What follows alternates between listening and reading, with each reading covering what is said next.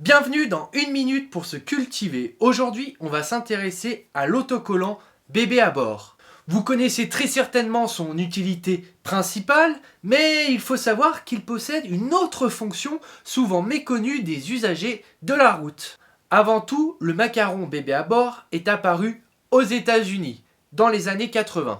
Il n'est pas obligatoire, il ne répond ni à une réglementation ni à une norme, il a pour objectif d'être préventif et éventuellement identitaire. Il permet de signaler que vous êtes parent. L'autocollant bébé à bord va donc informer sur une conduite plus lente, des arrêts fréquents, de possibles ouvertures de portières, etc., etc.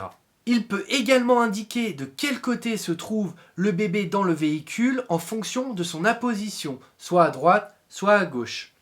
Son utilité est plutôt efficace car on remarque que les usagers de la route ont tendance à faire plus attention et à garder leur distance de sécurité avec le véhicule disposant du macaron bébé à bord. Mais ce n'est pas tout, comme je le disais en début de vidéo, il dispose également d'une toute autre fonction et c'est le point qui va t'intéresser. Il permet, en cas d'accident de voiture, d'avertir les secours sur la présence d'un bébé dans le véhicule. Dans ce cas, il conviendra de sauver en priorité l'enfant.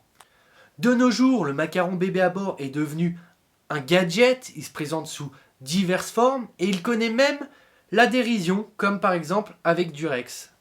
Voilà, maintenant vous êtes au clair sur l'autocollant bébé à bord, on se retrouve dans une prochaine vidéo. Sur ce, portez-vous bien. Et n'oubliez pas, la culture c'est comme la confiture, moins on en a, plus on l'étale.